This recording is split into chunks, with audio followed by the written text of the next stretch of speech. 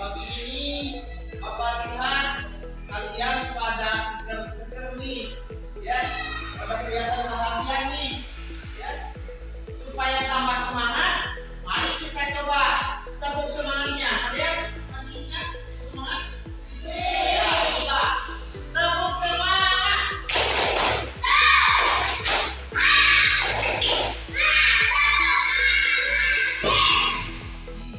Bagus, ya. Semangatnya kompak. Hei, anak-anak sekalian, mohon maaf nih. Sebelum kita melanjutkan pelajaran, kita akan membuat kesepakatan kelas dulu, ya. Apa itu kesepakatan kelas? Kesepakatan kelas adalah sebuah komitmen yang akan kita laksanakan untuk dilaksanakan di kelas kita. Ya, kalau dulu kalian tahu aturan, ya. Kalau aturan itu identiknya dengan paksaan. Kamu tidak boleh pakai sepatu ini. Kamu tidak boleh, ya. Ya, itu biasanya peraturan seperti itu. Ya. Tapi kalau kayak di kelas, itu kita yang buat. Misalkan Aspi di kelas kita ini bagaimana, di kelas ini bagaimana, ya. Dan yang lainnya silakan bebas. Ya. Keinginan kalian tuliskan. Nanti Bapak akan bagikan kertas ini, ya. Silakan kalian isi keinginan kalian itu kelas kita itu ingin seperti apa, ya. Pak, saya emang ingin di sekolah di kelas kita itu ingin bersih. Pak, di kelas kita itu saya emang inginnya nyaman, aman, harum, ya. Pak, saya ingin saling menghormati dan sebagainya. Pokoknya keinginan kalian silakan ditulis. Bapak nanti dikasih ini satu orang satu lembar. Nanti setelah kalian menulis, kalian nanti ditempel di sini. Bapak nanti akan bikin sebuah kotak, ya. Baik, kita mulai dari habis, ya. Oke, 5. Terus Sipa, silakan sambil itu kalian sambil isi apa keinginan kalian, silakan, ya. Bebas. Pak, saya mah kelasnya ingin begini, bangkunya ingin begini, silakan bebas. Ya, boleh. Mau pakai pensil, mau pakai paku juga boleh. Ya. Silakan kalian isi. Awas jangan ke temennya. Kamu bikin apa aja begitu ya? Bikin aja sendiri. Pokoknya saya di kelas ini bikin begini. Ya. Kita buat kesepakatan kelas, ya, keyakinan kelas.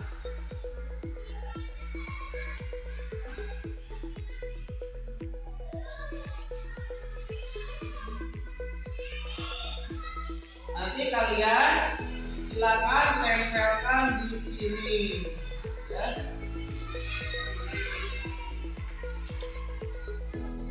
Udah, belum?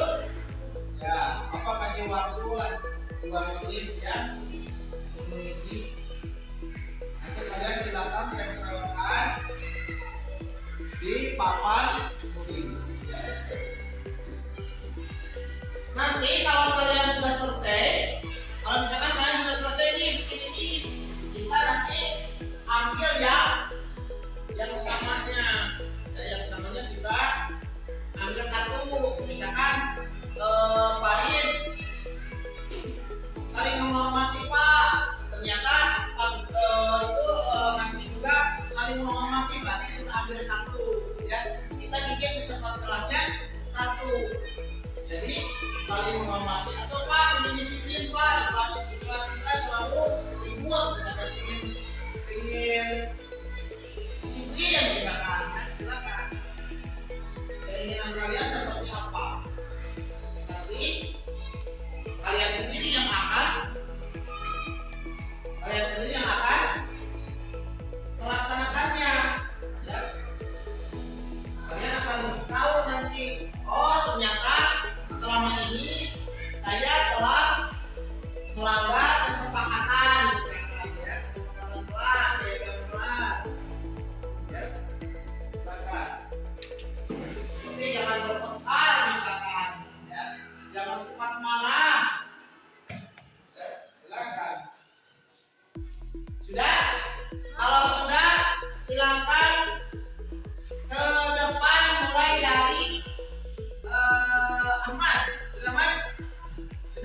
depan.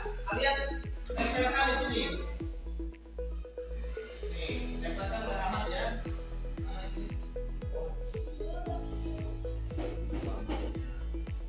Tempelkan. Nah, silakan di mana saja boleh, bebas.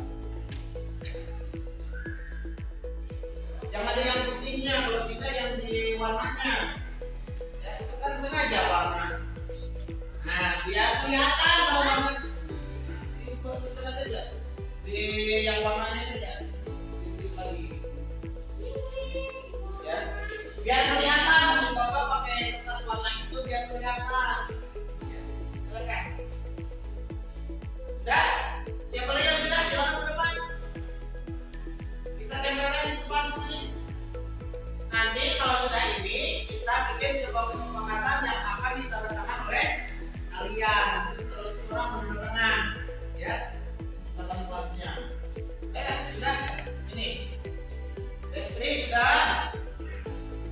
Siap, tempelkan ini.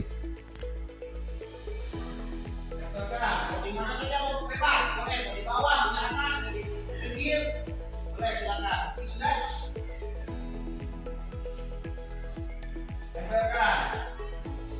Pak, 5 sudah. Tempelkan. Silakan tempelkan di bawah saja boleh bebas. Ya. Jangan perlu di sana saja. Nanti tempelkan boleh di mana saja. Sudah. Ayo.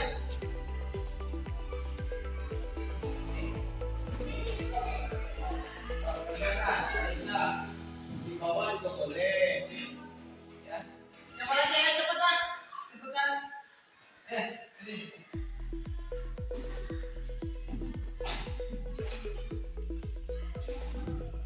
Ini ada saya ingin sekolah ini bersih dan wangi katanya, ya. Nah, ada apa-apa? Ayo, mari.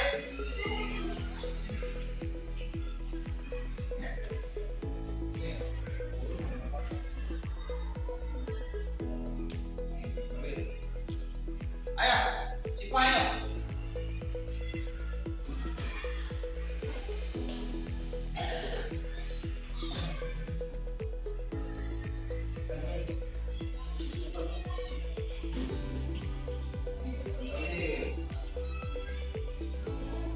Siapa lagi yang belum? Yang belum lagi?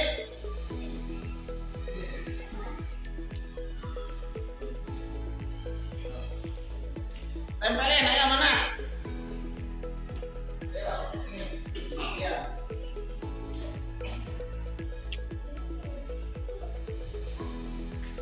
Nih. Tempelin terus. Nah, nanti kita bikin. Ya. Sudah ya? Semua sudah? Ada yang masih belum? Sudah semua? Baik. Kita akan lihat nih kesepakatan kelas yang diinginkan oleh kalian itu seperti apa. Ya. Coba kalian lihat sini. Aku mau kelas ini disiplin. Nah, ya, ingin disiplin katanya. Ada lagi ya, saya ingin sekolah ini bersih dan wangi. Ya. Terus saya mau kelas bersih dan aman dan wangi. Sama berarti ya. Nanti kita bikin di sekolah kelasnya kita ambil satu saja. Ya. Saya mau kelas bersih dan rapi dan menjaga kebersihan. Ya. Ini disiplin. Ya. Saling menghormati. Bagus ya. Datang tepat waktu. Bagus. Nih. Kalau ingin ke toilet minta izin, ya. Terus ini lagi uang kelas supaya tetap rapi, ya, bagus ya. Dan yang lain sama, ya. Nah, kita bikin kesepakatan kelas ini. Apa kalian setuju dengan kesepakatan kelas ini? Setuju? Nah, kalau sudah setuju, nanti Bapak akan meminta kalian untuk menandatangani di sini, ya. Nih, kesepakatan kelas kita ini telah dibuat. Jadi, ya, tulis di sini.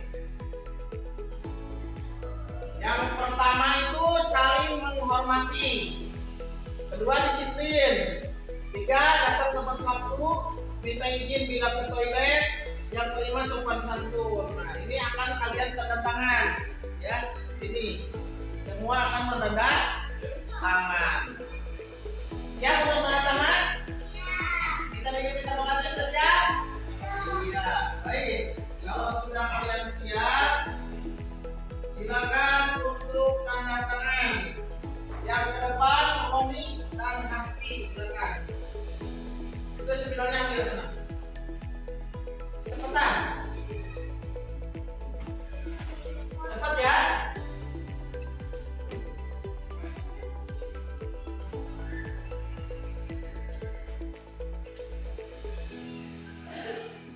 Tanda tangan saja.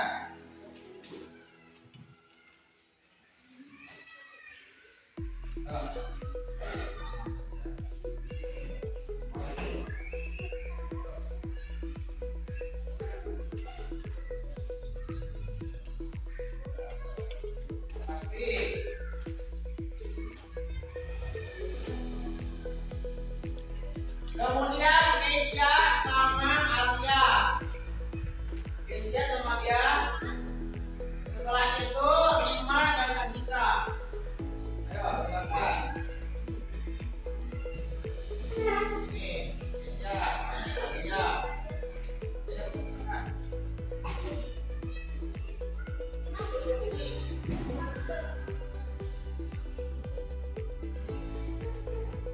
Kesia.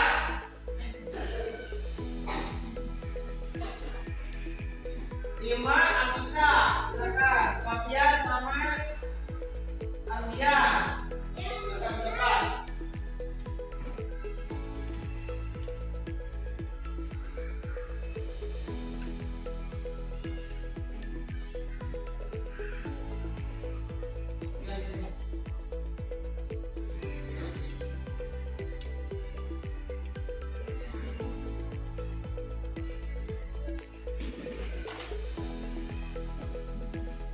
Ardian mana? Ardian. Terus Siva dan Ahmad. Aisyah dan Ahmad.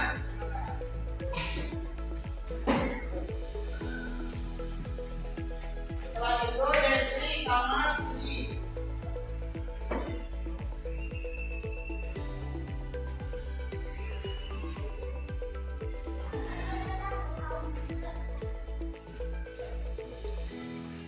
Dan istri, silakan. Nah, kalau sudah ini, kita tempel nih di kelas kita. Ini adalah kesepakatan kita, ya.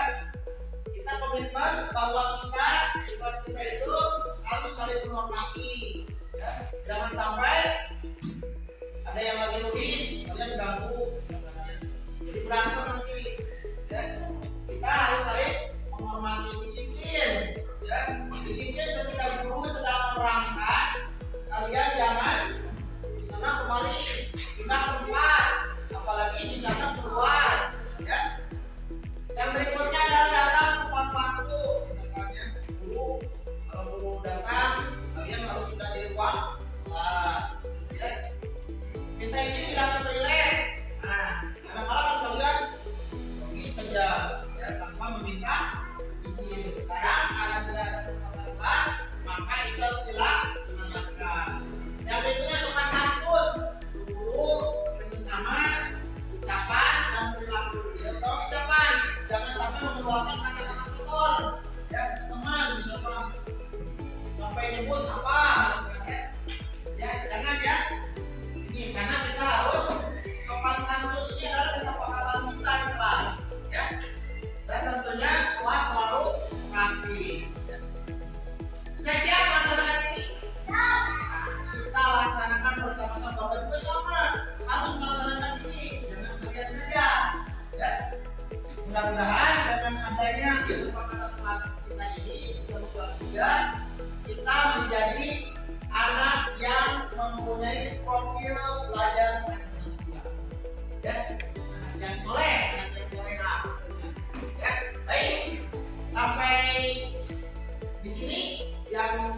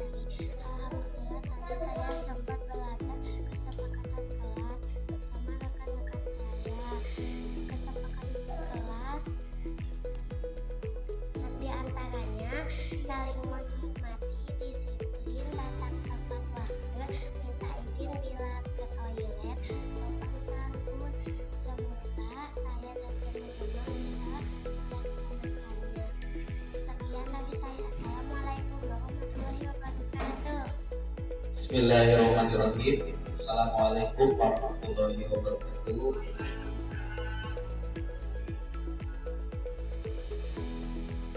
Yang terhormat Ibu Kepala Sekolah, yang saya hormati rekan-rekan guru, dan yang saya banggakan. Terima kasih. Marilah kita sebelumnya memanjatkan puji dan syukur kepada Allah Subhanahu wa Ta'ala, karena dengan ridho dan hidayahnya kita bisa berkumpul di sini. Pada kesempatan ini juga marilah kita panjatkan salawat dan salam kepada Nabi kita, Nabi Muhammad SAW.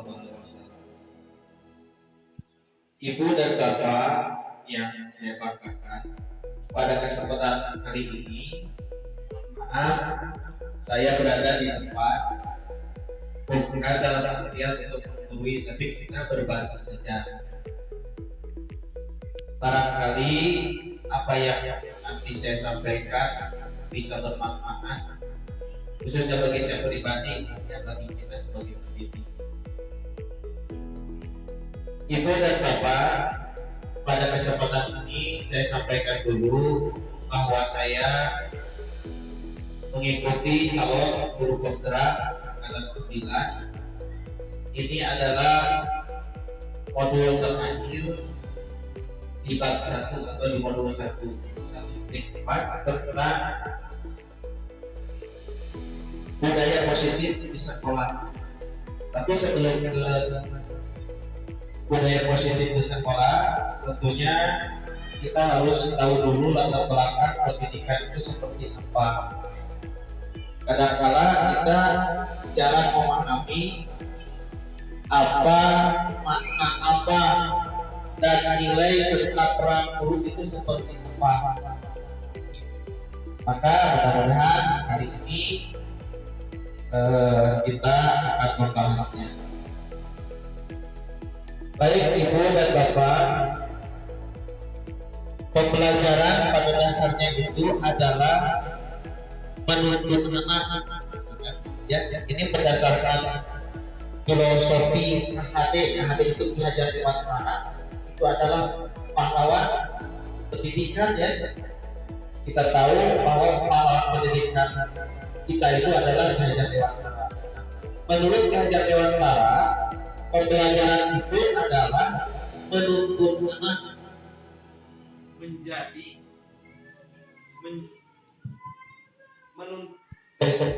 menuntun anak menjadi manusia yang merdeka sesuai dengan kodrat alam dan kodrat zaman. Jadi kita itu harus menuntun, bukan menuntut. Kebanyakannya kita itu sebagai guru menuntut ke siswa, kamu harus bisa baca, kamu harus bisa ngitung, kamu harus seperti saya, gitu. Kebanyakannya seperti itu. Pada kenyataannya, menurut Ki Hajar Dewantara itu kita itu harus menuntut. Bahwa asumsi yang dahulu kita tahu, anak itu ibarat selembar kertas yang bersih, padahal anak itu ibarat sebuah kertas yang sudah ada guratannya, tinggal kita menebalkan saja. Tentu dalam artian kita menuntut ke arah yang lebih baik. Jangan sampai salah kaprah dengan prinsip merdeka mengajar, membiarkan anak saja semaunya, tapi kita tetap harus menuntut anak mana yang baik dan mana yang kurang baik. Disesuaikan dengan kodrat alam dan kodrat zaman. Jadi jangan sampai kodrat zaman yang dikedepankan. Kita kan sekarang zaman IT, kita kan sekarang globalisasi, gitu kan. Jadi si anak itu diarahkan masa depannya saja, tanpa mengesampingkan kodrat alam. Jadi kita nama kenyataan karena bahasa daerah kurang, karena budaya kurang. Jadi budaya-budaya luar saja yang dikembangkan. Nah, menurut Ki Hajar Dewantara juga bahwa pendidik haruslah menerapkan Ingarso Sukulodo Nikmatia Mangunkarsa dan Luturi Handayani yang seimbang. Ya, berapa rata-rata kebanyakan kita itu di depan saja, padahal di belakang sebagai mendorong, di tengah sebagai guru, sebagai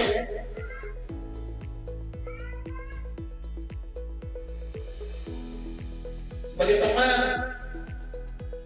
terus tutor itu di depan itu sebagai contoh. Jadi jangan sampai Luturi Handayani saja yang kita kembangkan. Terus yang berikutnya, pendidikan haruslah menganut asas trikot. Asas trikot ini ada 3. Yang pertama kontinuitas. Kontinuitas itu adalah terus-menerus, kontinu, terus. Ya. Tapi didasarkan pada budaya bangsa yang berkesinambungan. Jadi jangan sampai peserta didik kita melupakan budaya-budaya kita. Terus seperti sekarang zaman TikTok, lihat perkembangan yang lain dari luar.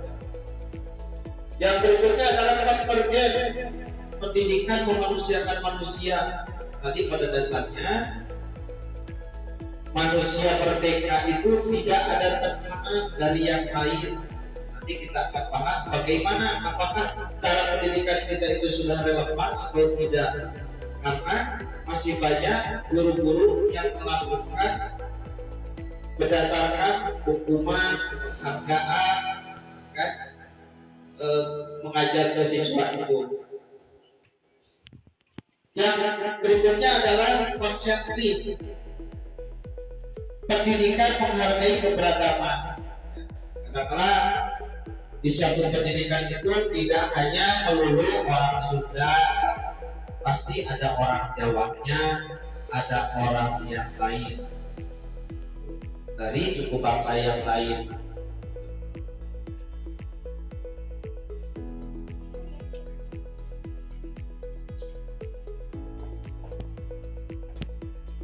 Berikutnya,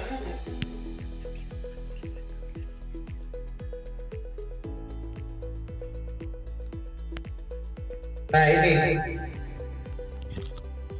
kadang-kadang kita lupa apa sih yang menjadi nilai dan peran, ya. Jadi bukan hanya untuk guru bergerak saja, kita sebagai guru itu harus bagaimana sih, tahu tidak kita peran kita itu, nilai kita itu sebagai guru itu apa. Ternyata nilai guru itu ada 5. Yang pertama, nilainya itu adalah berpihak pada murid. Jadi kita itu harus berpihak pada murid, mementingkan kebutuhan murid, jangan mementingkan kebutuhan kita sendiri. Yang kedua, mandiri. Guru itu harus mandiri, jangan tergantung kepada orang lain, punya kemandirian. Reflektif. Yang berikutnya, nilai guru itu reflektif. Seorang guru itu harus mampu dan berani setelah pembelajaran itu mengevaluasi apakah pembelajaran itu memang sudah dipahami oleh siswa atau bagaimana. Untuk kedepannya dijadikan bahan perbaikan.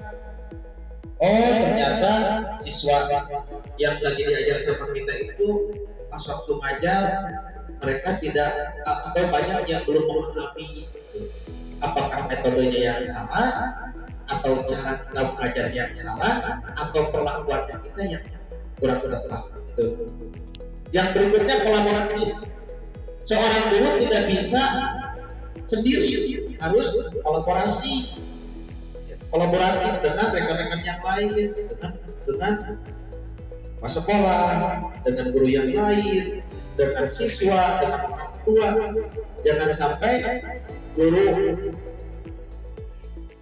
secara pribadi sendiri saja, tidak usah komunikasi dengan yang lain, kelas-kelas kita, murid-murid kita, gitu. Kita harus kolaboratif. Yang berikutnya adalah nilainya itu harus inovatif, jangan terpaku saja. Sudah ada begini, harus inovatif, harus menggali potensi yang ada, inovasi. Seperti tadi halnya, karena tidak ada sarana prasarana, ya sudah. Kalau misalkan kita dulu, kita harus mempunyai rasa inovatif. Tidak ada misalkan atau pakai penggunaan apa seperti itu. Ya, yang menunjang kepada pembelajaran di kelas kita masing-masing. Nah, yang menjadi peran adalah peran guru itu adalah yang pertama menjadi pemimpin pembelajaran. Jangan sampai mengucap bahasa Sunda mah ditarik ke batu, ajar sendiri, mereka sendiri atau pribadinya sendiri tidak menjadi pemimpin pembelajaran. Ya. Tidak pernah mau belajar, sudah bosan ikut seminar terus atau punya pendidikan terus-terusan, jadi tidak mau menggali lagi, tidak mau mendengarkan masukan dari yang lain, menjadi pemimpin pembelajaran. Mewujudkan kepemimpinan murid, peran guru itu harus mewujudkan kepemimpinan murid. Jangan sampai hasil dari pendidikan itu kita mempunyai siswa atau murid tidak punya keberanian, tidak bisa berbicara di depan, tidak mau menyampaikan pendapatnya, karena kita tidak membentuk atau mewujudkan pemimpin siswa itu. Yang berikutnya adalah perannya itu, peran sebagai guru itu mendorong kolaborasi, bersama dengan kolaboratif. Jadi harus bisa saling mendukung, jangan ada kubu-kubuan, kolaborasi dengan semua, ikut sertakan semua. Terus yang berikutnya adalah menjadi coach bagi guru lain, seperti sekarang posisi saya sebagai coach, berbagi dengan yang lain, berbagi dengan guru yang lain. Jadi jangan takut, kita mah misalkan Pak Uus terus ilmu lagi ke seluruh biar aku orang ngomong atau memberikan pemahaman, gitu kan, gitu. Yang berikutnya itu adalah menggerakkan komunitas praktisi.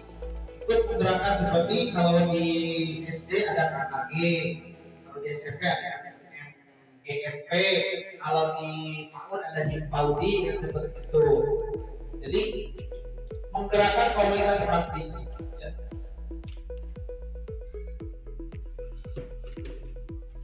Nah, tadi termasuk ke dalam filosofi di hajat Dewan Clara tentang pendidikan. Yang berikutnya adalah kita visi guru. Kadang-kadang kita lupa. Kemarin seperti yang sudah dilaksanakan Pak Ustadz ya, oh ternyata membuat visi itu, dan nah di sini visi itu adalah representasi visual tentang bagaimana murid kita di masa depan, yakni mewujudkan profil pelajar Pancasila. Dalam menyusun visi hendaklah berpihak kepada murid dengan landasan segala perubahan dalam pendidikan dengan pola pikir positif melalui pendekatan inquiry apresiatif. Kalau kita tidak punya misi, secara otomatis tujuan dari pendidikan itu tidak akan tercapai. Tapi visi sekolah itu didasarkan dari visi kelas, visi guru, dikolaborasikan semua menjadi sebuah visi sekolah, tapi harus berdasarkan keberpihakan kepada siswa. Jadi jangan sampai visi kita tersinkron atau tidak sinkron dengan keadaan budaya kita, dengan keadaan sekolah kita, dengan komunitas yang ada di lingkungan sekolah kita. Seperti itu.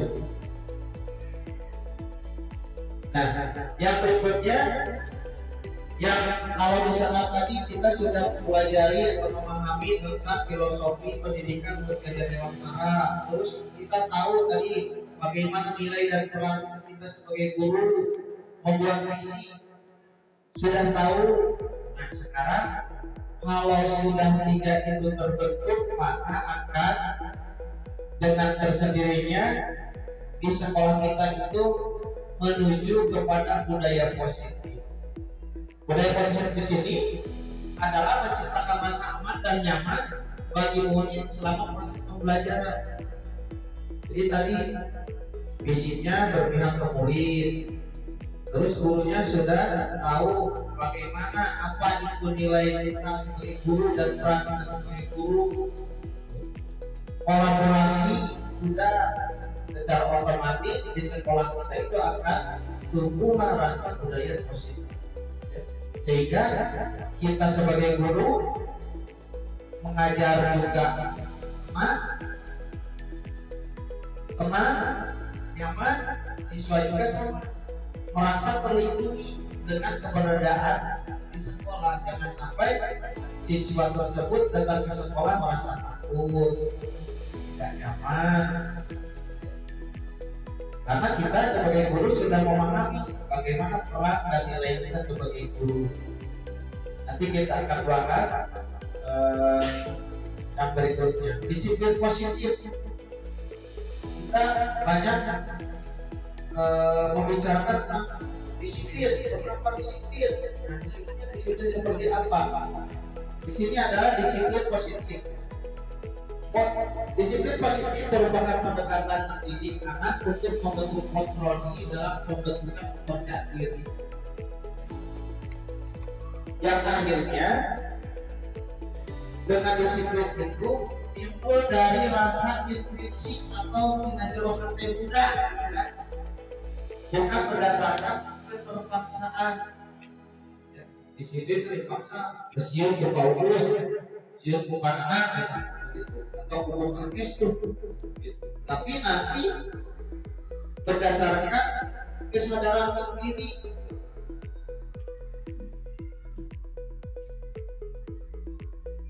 Yang berikutnya adalah teori kontrol, di mana kita berusaha memahami pandangan orang lain tentang dunia, bahwa setiap tindakan memiliki tujuan. Kita tahu memahami bagaimana yang dilakukan itu ada tujuannya. Tadi tujuan kita itu mengajar, mendidik itu apa, disesuaikan dengan visi kita.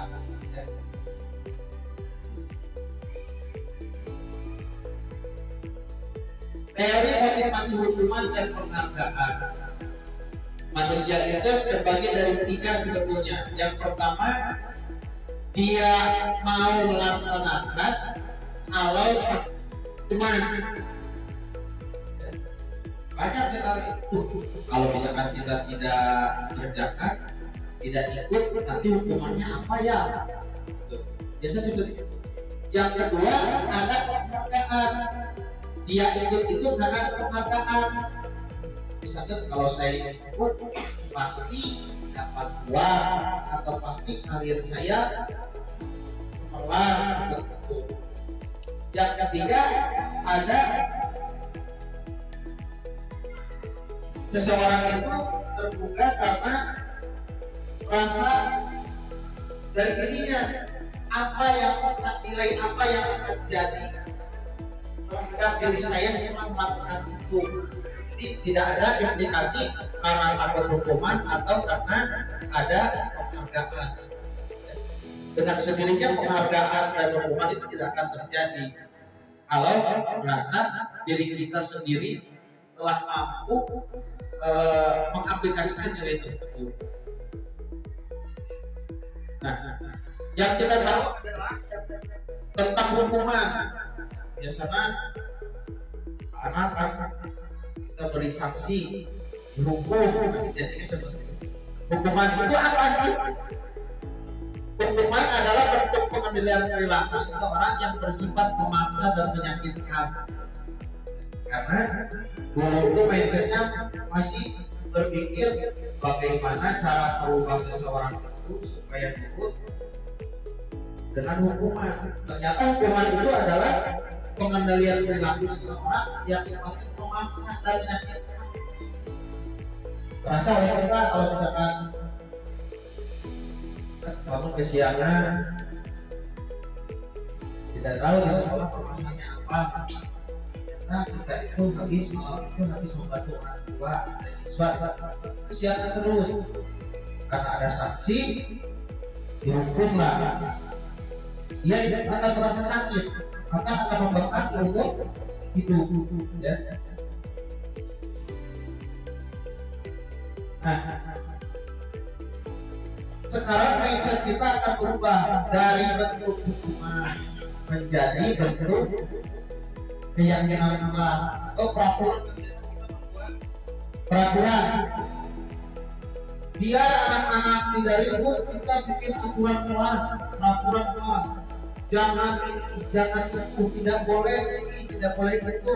Kata jangan dan kata tidak boleh itu adalah bentuk dari peraturan. Tapi kalau keyakinan kelas itu didasarkan dari keinginan siswa yang dituangkan dalam bentuk tulisan. Jadi bukan kita yang membuat, tapi siswa sendiri yang membuat. Bahwa misalkan di kelas kita harus menjaga sopan santun, kita misalkan dalam belajar saling menghargai, seperti itu. Nah, tapi kadang-kala pelaksanaannya di kelas itu siswa itu tetap ada permasalahan itu timbul dengan di kelas kita sendiri kan sebagai guru kalau tidak memahami kebutuhan kita itu pasti akan timbul masalah. Nah, di sini ada kebutuhan dasar manusia, kebutuhan dasar manusia itu yang pertama itu kebutuhan untuk bertahan hidup. Bagi kita sebagai orang tua punya anak, bagaimana sih caranya supaya kita itu tetap bisa bertahan hidup dan serba kekurangan, serba ketiadaan. Yang kedua kasih sayang dan rasa diterima. Pada dasarnya manusia itu ingin disayang, ingin diterima, tidak dikecilkan. Kadang-kadang kita menemukan anak misalkan di sekolah di kelas, bukunya udah kayak dibuain, agak buai batur, atau bagaimana misalkan rada riweuh karena mungkin dari kasih sayang. Apalagi sekarang orang tua itu pulang atau berangkat pagi, pulang petang, pulang sudah maghrib, tidak ada komunikasi, tidak ada rasa kasih sayang yang diberikan kepada anak. Yang berikutnya adalah kebebasan, kesenangan, kekuasaan, dan penghargaan. Itu adalah merupakan kebutuhan dasar manusia. Nah, dari hal tersebut, maka di sini kita harus merubah mindset kita. Kita itu posisinya sebagai guru itu di mana sih? Nah, di sini ada 5 posisi kontrol kita sebagai guru. Yang pertama itu kita memposisikan sebagai penghukum. Tadi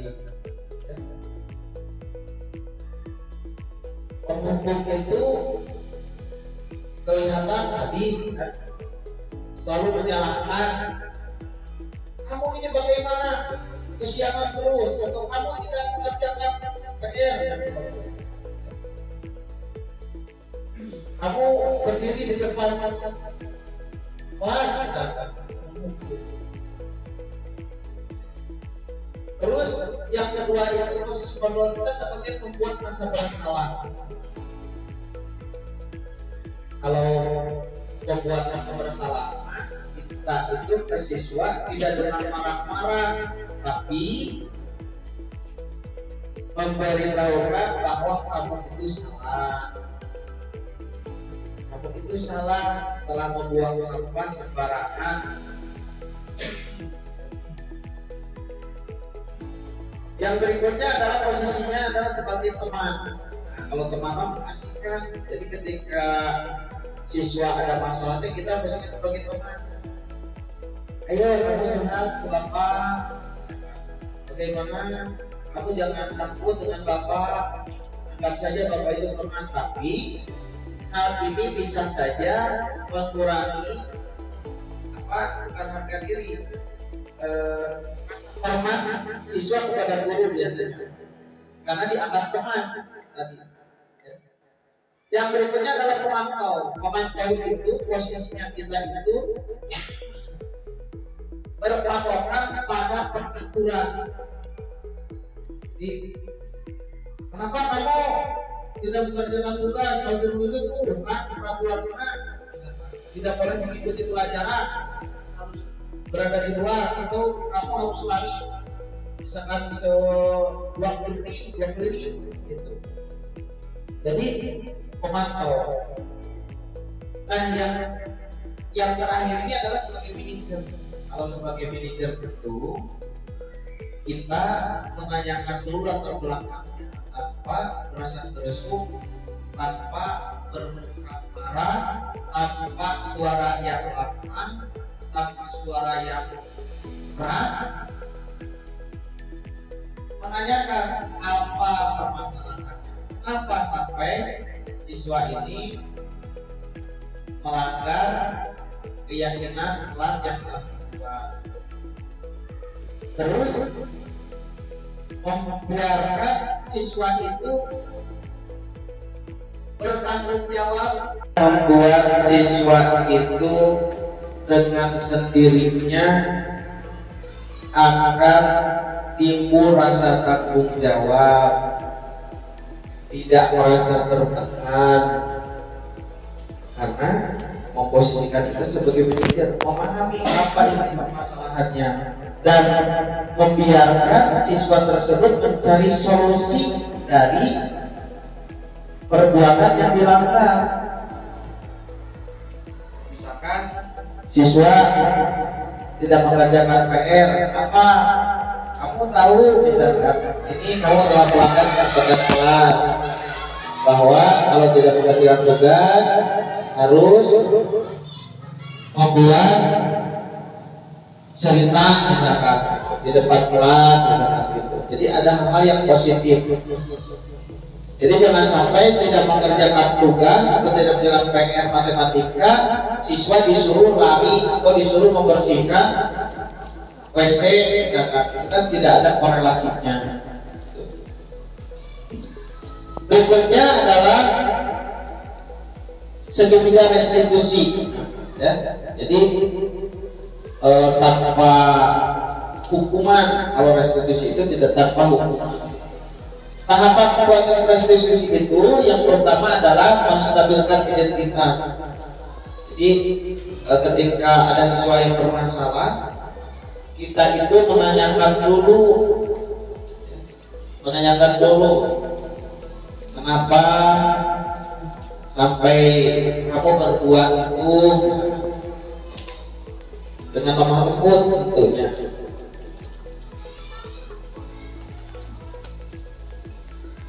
Yang kedua adalah validasi tindakan yang salah, bahwa kita menyampaikan pada dasarnya semua manusia itu pernah berbuat salah. Jadi kamu jangan takut, tapi jangan terus-terusan. Kalau sudah tahu jangan terus melaksanakan atau melakukan hal yang kurang terpuji.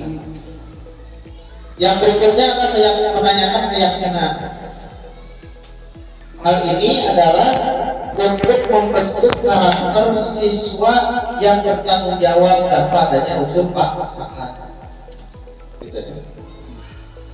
Seperti kamu sudah tahu bahwa kamu itu bersalah, silakan untuk menebus kesalahan kamu, apa yang akan kamu perbuat misalkan, untuk menebus kesalahan itu. Jadi membiarkan siswa berpikir untuk mempertanggungjawabkan apa yang telah dibuatnya.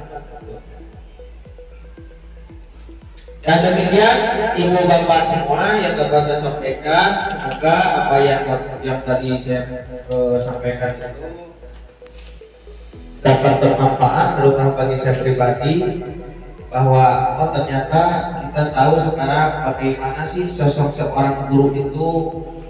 Mungkin hanya mengingatkan saja apa sih peran kita sebagai guru itu, apalagi sekarang bahwa kita tidak boleh menuntut kepada siswa harus seperti kita.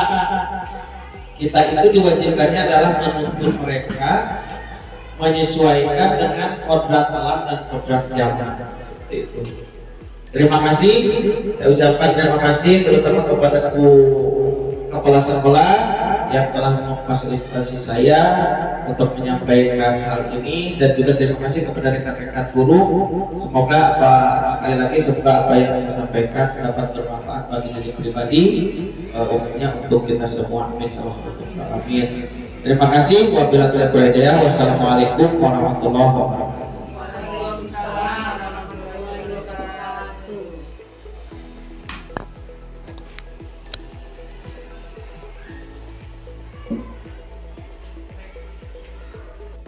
Assalamualaikum warahmatullahi wabarakatuh. Saya Nenek Listo Hayati, rekan kerja Bapak Usmana. Setelah saya mengikuti pembelajaran dari Paus tentang budaya positif di sekolah, saya dan rekan-rekan yang lain menyadari bahwa pentingnya budaya positif di sekolah dilaksanakan agar mencipta suasana yang aman dan ramah anak. Sekian, wassalamualaikum warahmatullahi wabarakatuh.